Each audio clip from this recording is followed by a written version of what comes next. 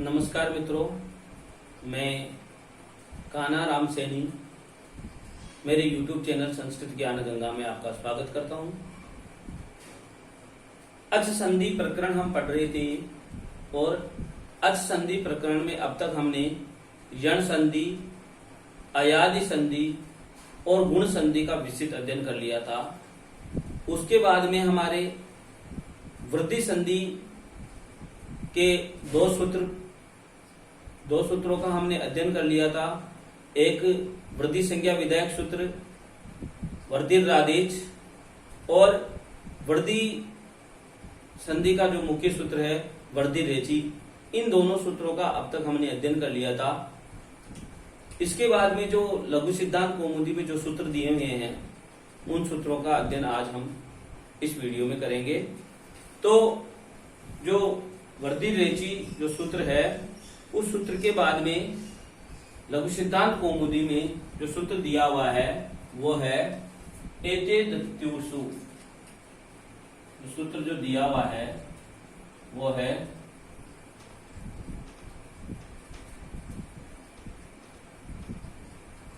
एते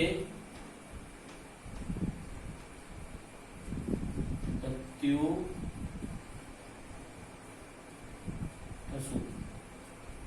एते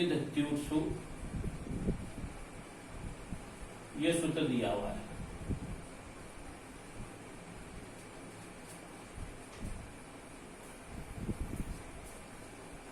यदि हम इस सूत्र का विखंडन करते हैं तो तीन शब्द निकल करके बाहर आते हैं। पहला शब्द निकल करके बाहर आता है एति,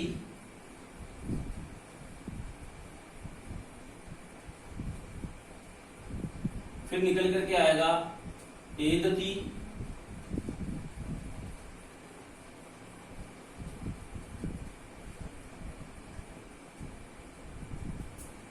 और जो तीसरा शब्द निकल करके बाहर आएगा वो आएगा ऊटसु।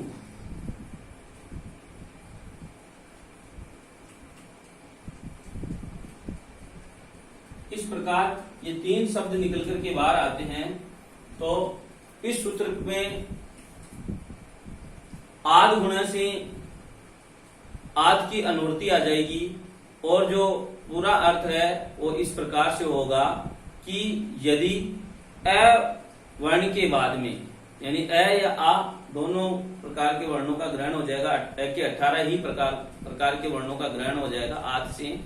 तो यदि अ वर्ण के बाद एति, एदति और ऊठ इन धातुओं का यदि प्रयोग हो तो वृद्धिरेकादेश आदेश हो जाए। तो जो इस लघु सिद्धांत कौमुदी में जो वृत्ति लिखी हुई है उस वृत्ति को मैं यहाँ पर लिख देता हूं ताकि आपके और अर्थ अधिक स्पष्ट हो सके। तो जो लघु सिद्धांत कौमुदी में जो वृत्ति लिखी हुई है सूत्र की, वो वृत्ति ऐसे लिखी हुई है कि अवर्णाद्य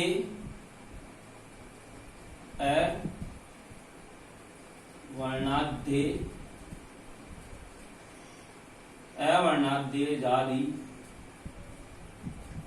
एजाद्यो रेते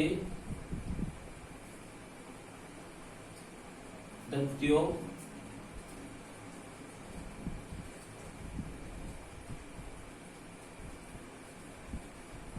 रूठी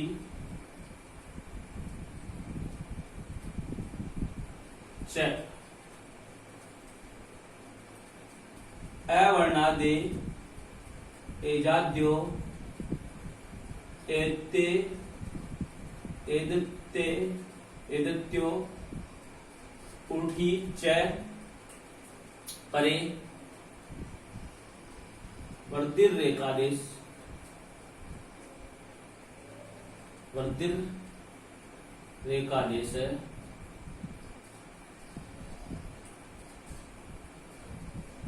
है।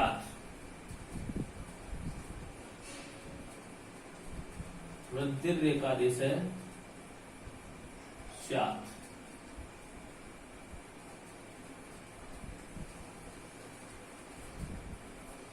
ये जो सूत्र है एते दत्युषु इस सूत्र में जो आद गुण है, ये पूर्व में सूत्र पढ़ा गया है, उस सूत्र से आत इसकी अनुवर्ती आ जाएगी और जो अर्थ होगा वो होगा अवर्णात्।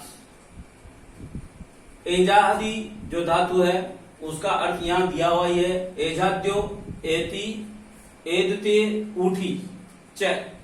इन वर्णों के परे परे रहने पर, बाद में रहने पर, यानी अ वर्ण के बाद में यदि एति, एदति और ऊठ धातु के परे रहने पर वर्धित रेखादेश, जो ऊपर जो हमने पूर्व के वीडियो में जो सूत्र पढ़ा था, पूर्व प्रयोग एकादेश, वो उस सूत्र से एक है पूर्व प्रयोग, इस सूत्र से उसका अर्थ यहां पर लिया गया है वर्धित रेखादेश स्यात् यानी हो। इस प्रकार से इसका अर्थ हो जाएगा कि अवर्ण से, अवर्ण के बाद यदि एजादि धातु का प्रयोग हो, यानी एति, एदति और ऊठसु, ऊठ धातु का यदि प्रयोग हो, तो पूर्व और पर वाले वर्ण यानी दोनों ही वर्णों के स्थान पर वर्धी एक आदेश हो जाएगा। तो यहां पर जो हमें 3 उदाहरण दिए हुए हैं, उन तीनों उदाहरणों से ये जो सूत्र है ये हमारे और अधिक समझ में आ जाएगा। तो जो पहला उदाहरण दिया हुआ है वो दिया हुआ है उपेति।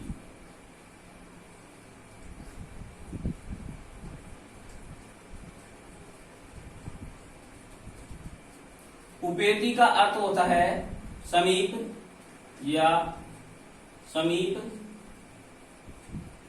जाता है।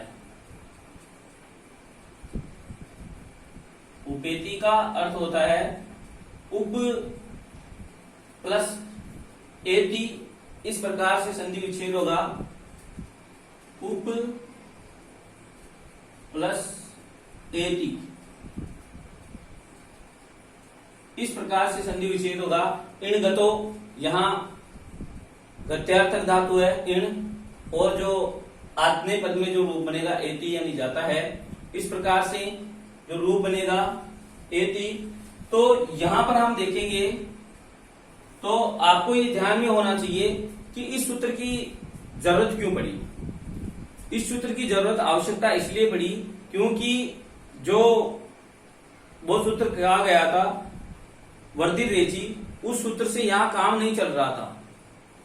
वो सूत्र से यहां पर क्यों काम नहीं चल रहा था? क्योंकि इसके बाद में जो पररूप जो संधि का सूत्र आएगा, एंगादि पररूपम, तो उस सूत्र के द्वारा यहां पर पररूप संधि प्राप्त हो जाती है।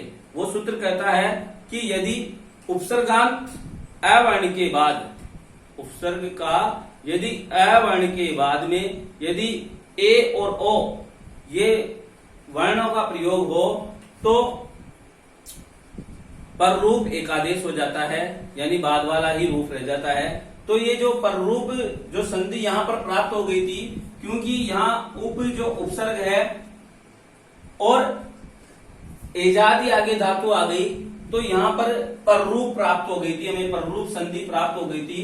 परंतु जो ये सूत्र जो लाया गया, ये सूत्र इसीलिए ही लाया गया कि यहां पररूप न हो करके जो शब्द मिल रहा था वो वर्धित संधि का शब्द मिल रहा था। तो यहां पर वर्धित संधि ही लाने के लिए ये सूत्र बनाया गया।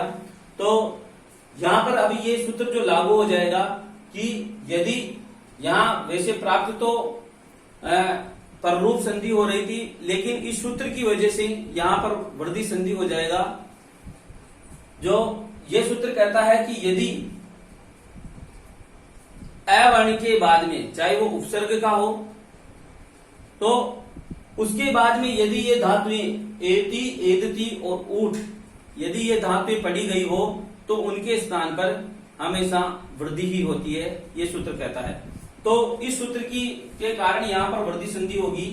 और यहां पर जो अवर्ण, जो पूर्व में जो वर्ण दिख रहा है हमें उसको बाहर निकाल लेंगे, हमें अवर्ण दिख रहा है, और उसके बाद में जो वर्ण दिख रहा है ए, उसको भी हम बाहर निकाल लेंगे। हमारा सूत्र कहता है कि पूर्व प्रयोग यानी पूर्व वाले वर्ण और पर वाले वर्ण यानी दोनों ही वर्णों के स्थान पर एक वृद्धि आदेश होता है, तो हम दोनों के स्थान पर एक वृद्धि आदेश करेंगे, वृद्धि करेंगे हम। तो हम जानते हैं कि वृद्धि में 3 वर्ण होते हैं। आ, पाणिनि जी ने वृद्धि 3 वर्णों को कहा है, आ, आई और औ। इन तीनों वर्णों को पाणिनि जी ने वृद्धि कहा है। तो हमें यही कहा है कि वृद्धि एक आदेश करना है, तो हमने वृद्धि कर दिया तीनों। तो तीनों में से कौन सा एक आदेश होगा, यह हमारा निश्चित नहीं कर पा रहे, यह अनियम की स्थिति हो गई है। तो इस अनियम की स्थिति को नियम पे लाने के लिए स्थानीय अंतरतम जो सूत्र है, परिभाषा सूत्र, उस सूत्र के द्वारा हम यहाँ पर इनका उच्चारण स्थान आदि से सवर्णी ढूंढेंगे। जो सवर्णी होगा, अत्यंत सदृशतम वर्ण होगा, वही आदेश होगा। तो हम देखते हैं कि ए का उच्चारण स्थान क्या होता है, ए का उच्चारण स्थान होता है कंठ।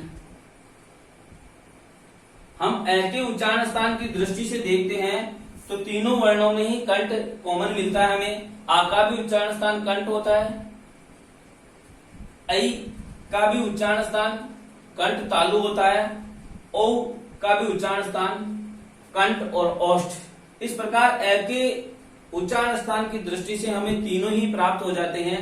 तो हम फिर भी निश्चित नहीं कर पाते हैं कि यहाँ पर जो आदेश होगा वो कौन सा होगा। लेकिन एक परवाला वर्ण और है, उसके भी हम उच्चारण स्थान देखेंगे, क्योंकि दोनों के स्थान पर आदेश होगा। तो हम ए का उच्चारण स्थान देखते हैं, तो ए का उच्चारण स्थान होता है तालु। तो इस प्रकार जो कंठ और तालु वाला ही जो वर्ण होगा वही आदेश होगा। हम देखेंगे कि इसका उच्चारण स्थान, ओ का उच्चारण स्थान होता है कंठोष्ठ। ओ का उच्चारण स्थान क्या होता है, कंठ, कंठोष्ठ होता है।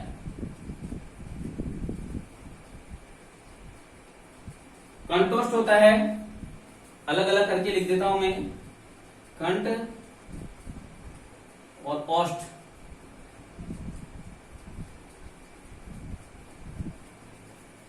और आ का उच्चारण स्थान होता है कंठ, और ए का, आई का उच्चारण स्थान होता है कंठ तालु। तो जो सदृशतम वर्ण हुआ इन दोनों का, ए का और ए का, तो जो आदेश होगा वो ऐ यानी कंठ तालु वाला ही होगा। तो इस प्रकार से जो हम अब वृद्धि आदेश होगा, एक आदेश होगा, वो होगा ऐ। ए और ए ये पूर्व और पर वाले वर्ण थे, इन दोनों के स्थान पे हमने एकादेश, वृद्धि एकादेश कर दिया आई। अब जो बची स्थिति उसको हम यहाँ लिख देते हैं उ और प आधार है, क्योंकि हमने ए से बाहर निकाल लिया था और इधर से हमने ए बाहर निकाल लिया था, इसीलिए जो बचा वो ती बचा है। अब यदि हम इस स्थिति में मिलाएंगे तो उ प में ऐ की मात्रा और आगे ती, इस प्रकार उपेति, उपेति बना है। अब यह चीज आपको ध्यान रखनी चाहिए कि ये जो उदाहरण है यह पररूप संधि का अपवाद है। पररूप संधि का अपवाद है, क्योंकि यहां पर पररूप संधि ही प्राप्त हो रही थी पहले, उप प्लस ए थी, यानी उपसर्ग का ए आ रहा था और उसके बाद में ए और ए आ रहा था, इसलिए पररूप संधि प्राप्त हो रही थी। परंतु पररूप संधि के बाद में पररूप संधि को रोकने के लिए ये सूत्र पढ़ा गया एति दत्युट सु। तो ये सूत्र के कारण यहां पर पररूप संधि न होकर के वृद्धि संधि कारी वर्दी संधि हुई है। इसके बाद में जो दूसरा जो हमें उदाहरण दिया हुआ है वो दिया हुआ है ओ का आई का उप प्लस एदते उपेदते उपेदते हमें उदाहरण दिया हुआ है। इसका संधि विच्छेद करेंगे तो उप प्लस एदते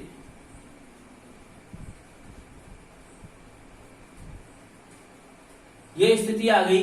यहां पर भी अवर्णांत उपसर्ग है, उसके बाद में ए प्राप्त हो गया है, इसीलिए यहां पर भी जो पूर्व रूप संधि है वो प्राप्त हो जाएगी। परंतु एति दत्युत्सु ये सूत्र आकर के पर रूप संधि का निषेध कर देगा और यहां पर जो लागू होगी वो वृद्धि संधि लागू हो जाएगी, यानी ए और ए इनको हम बाहर निकाल लेंगे। इन दोनों के स्थान पर हमें वृद्धि रेखादेश करना है। वृद्धि रेखादेश करना है तो ए का उच्चारण स्थान क्या होगा? कंठ है, ऐ का उच्चारण स्थान है तालु, तो दोनों के स्थान पे कंठ तालु वाला ही यदि हम करेंगे तो पहले ही समझा था कंठ तालु वाला यहाँ पर है वो ऐ है, वही आदेश होगा, वृद्धि एक आदेश एक हो जाएगा। अब स्थिति वापस उ प आधा ऐ और फिर आगे बचा ध और ते। अब इस स्थिति में हम मिलाएंगे उ प में ऐ की मात्रा उपेदते, ये जो हमारा रूप था उपेदते वो हमारा रूप सिद्ध हो गया है। उपेदते शब्द का अर्थ होता है पास बढ़ता है। उपेदते जो शब्द होता है पास या समीप,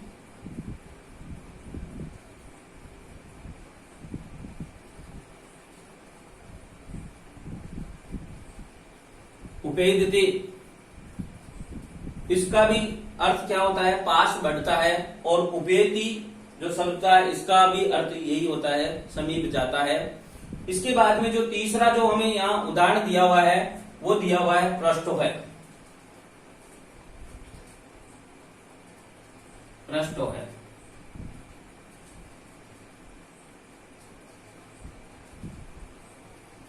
हम इसका संधि विच्छेद करेंगे तो पृष्ठ प्लस उ है,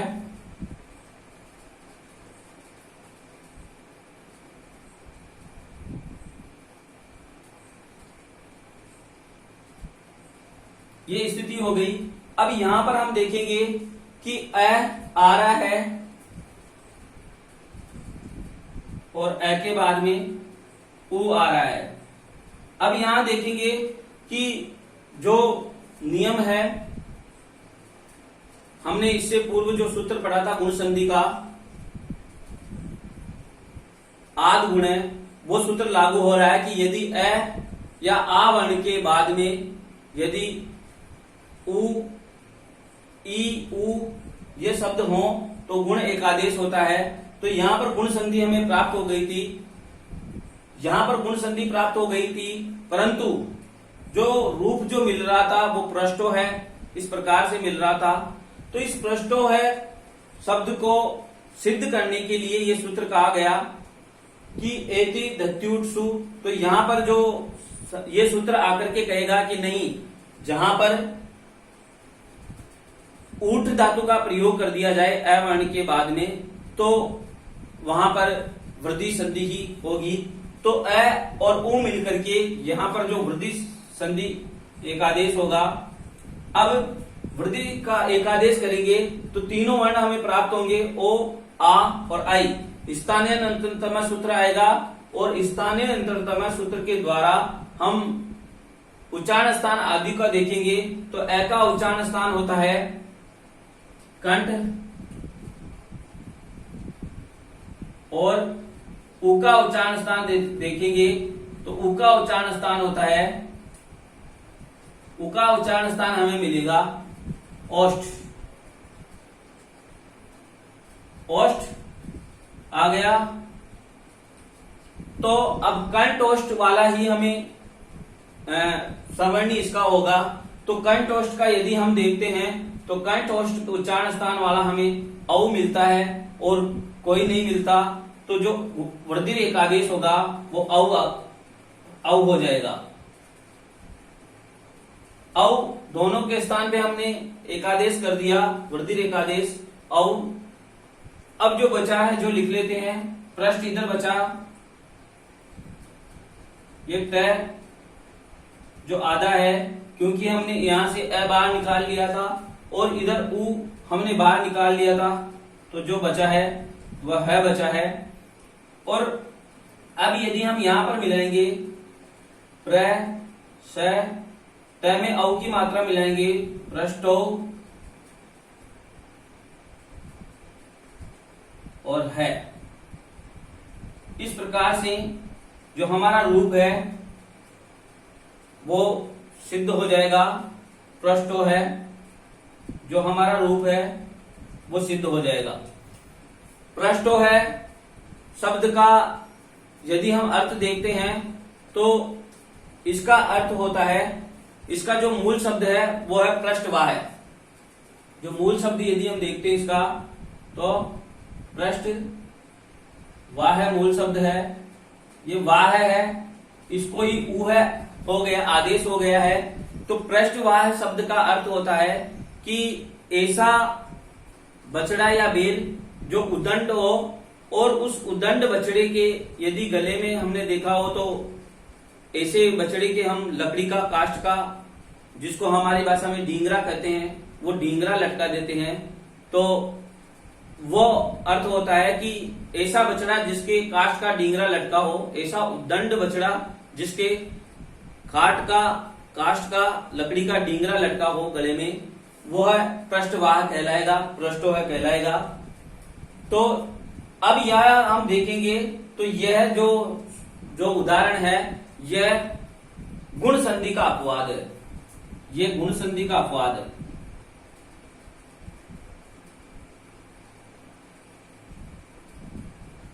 यह जो उदाहरण है यह गुण संधि का अपवाद है, क्योंकि यहां पर गुण संधि ही लागू हो रही थी। पृष्ठ प्लस उ, ए और उ मिलकर के ओ आदेश हो रहा था, लेकिन ओ आदेश न होकर के वृद्धि एकादेश होगा और वो होगा इस सूत्र के द्वारा। इस प्रकार से यहां पर जो तीन उदाहरण आए, पहला उदाहरण आया उपेति, यह पररूप संधि का अपवाद है, क्योंकि ए और उपसर्ग का ए और ए मिलकर के पररूप एकादेश हो रहा था, वो न हो करके यहाँ एते दत्युत्सु इस सूत्र के द्वारा यहाँ वृद्धि एकादेश हुआ है। फिर उसके बाद में जो दूसरा आया उपेदते, यह भी पररूप संधि का अपवाद है, क्योंकि यहाँ पर भी उपसर्ग का ए के बाद में ए हो करके पररूप एकादेश हो जाना चाहिए था, लेकिन वो नहीं हो करके यहाँ पर जो रूप बना है एते दत्युत्सु, इससे उपेदते बना है। तो और जो तीसरा जो हमारे यहाँ पर उदाहरण आया है पृष्ठो है, तो यहाँ पर भी गुण संधि ए और ओ मिलकर के ओ आदेश प्राप्त था, होना चाहिए था, लेकिन ये नहीं हो करके जो हमारे जो हुआ है एति दत्युत्सु इस सूत्र के द्वारा पृष्ठो है यानी वृद्धि संधि का यह हुआ है, तो यह गुण संधि का अपवाद है। इस प्रकार से यहाँ तक आपके समझ में आ गया होगा।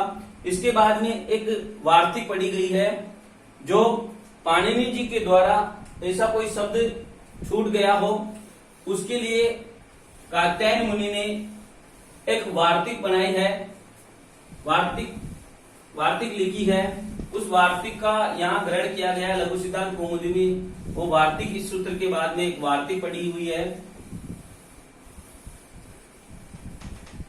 अब आगे जो वार्तिक आती है वो है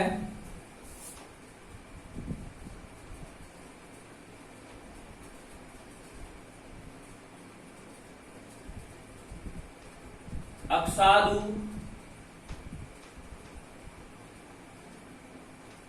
अक्षादुहीन्याम उपसंख्यानम।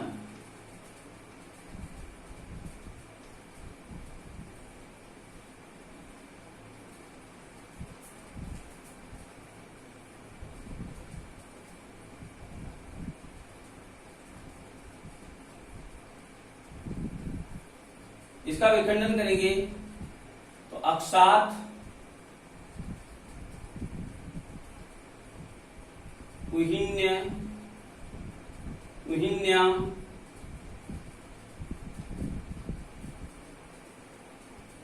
उप संख्यानम।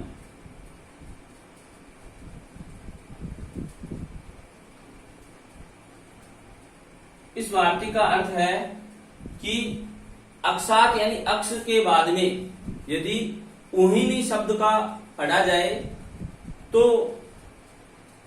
उन जो रूप बनेगा जो होगा वो वर्धित एकादेश हो जाएगा। यहां पर यानी अक्ष का अ और उहिनी का उ मिल करके दोनों के स्थान पे पूर्व प्रयोग एकादेश वर्धित एकादेश हो जाएगा। तो जो हमारी जो उदाहरण यहां पर दिया हुआ है वो दिया हुआ है अक्षोहिणी।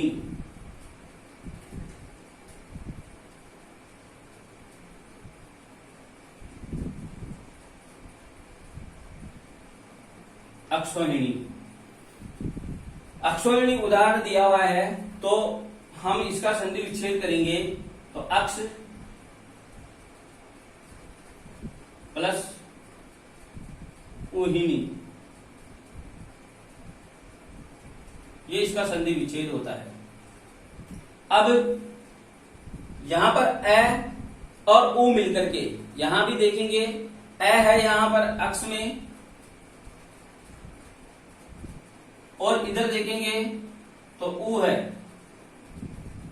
इन दोनों के स्थान पे यदि हम सामान्य रूप से देखते हैं तो आद गुण सूत्र लागूता और गुण संधि होनी चाहिए थी, लेकिन यह विशेष सूत्र पढ़ा गया है, ये वार्तिक पढ़ी गई है अक्षात उहिन्याम उपसंख्यानम, यानी अक्ष शब्द के बाद में यदि उहिनी शब्द को पढ़ा जाए तो वर्धित एकादेश ही होगा गुण न करके। तो ये जो है यह भी गुण संधि का अपवाद है, क्योंकि यहां पर भी अ और ओ मिलकर के गुण संधि होनी चाहिए थी, लेकिन गुण संधि न हो करके यहां पर भी वर्धित संधि हुई है। इसीलिए ये जो शब्द है अक्षोहिणी यह भी गुण संधि का अपवाद है।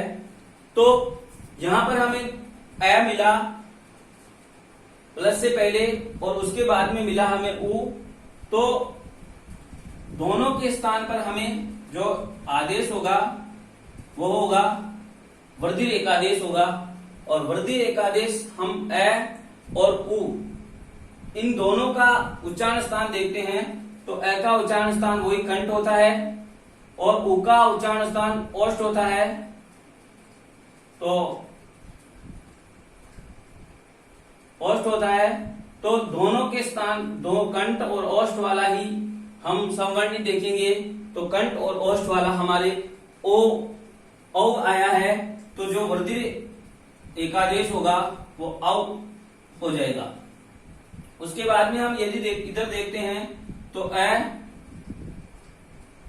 क और स ये बचा। मैंने यहां क्ष को अलग करके लिखा है, क और श ये संयुक्त अक्षर है, तो अ हमने इधर बाहर निकाल लिया था और इधर से उ बाहर निकाल लिया था, आगे बचा है जो हिनी। अब हम यहां इसको जोड़ेंगे तो जो हमारा जो रूप बनेगा अ, क और स और ओ, इन तीनों को जोड़ेंगे तो शो बन जाएगा, शौ यानी संयुक्त अक्षर बन जाएगा। क और स का स और औ की मात्रा लग जाएगी। फिर आगे लिखा हिनी, तो अक्षोहिनी बना है, बन गया। अब हम देखेंगे कि अभी तक हमारा रूप सिद्ध नहीं हुआ है, तो यह जो न है इसके स्थान पर न करना अभी तक बाकी है। तो यहां पर एक विशेष सूत्र लगता है पूर्व पदार्थ संज्ञायाम अगय, जो एक सूत्र लगता है पूर्व पदार्थ संज्ञायाम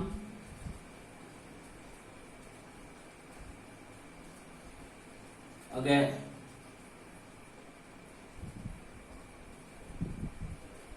ये सूत्र यहां पर ये सूत्र कहता है कि यदि पूर्व पद में यदि स पढ़ा गया हो, तो हम पूर्व पद देखेंगे तो इसमें स पढ़ा गया है, और यदि बाद में न हो तो उसका ऐसे न का ये न मिल गया, ऐसे न का न हो जाता है, परंतु बीच में अगय यानी गैर नहीं होना चाहिए।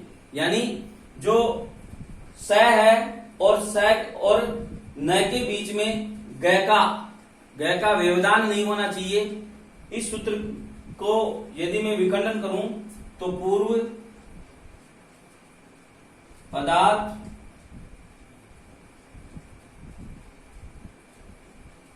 संज्ञायाम अगय ऐसे होगा, तो गय नहीं होना चाहिए। यानी जो पूर्व पद में जो स पढ़ा गया है और बाद वाले पद में जो न पढ़ा गया है, उस न के स्थान पर न हो जाता है। यदि दोनों के बीच में गय का व्यवधान न हो तो हम देखेंगे कि ये जो स पढ़ा गया है और उसके बाद वाले जो न है उसका न के स्थान पर न हो जाएगा, क्योंकि यहाँ पर जो ग है, ग का व्यवधान कहीं भी नहीं है, बीच में कहीं इन दोनों वर्णों के बीच में ग नहीं आया है, इसीलिए ये न है, इसके स्थान पर इस सूत्र के द्वारा न आदेश हो जाएगा और जो हमारा जो रूप बनेगा वो अक्षोहिणी बन जाएगा। अक्षोहिणी हमारा जो रूप है वो सिद्ध हो जाएगा, इति सिद्धम।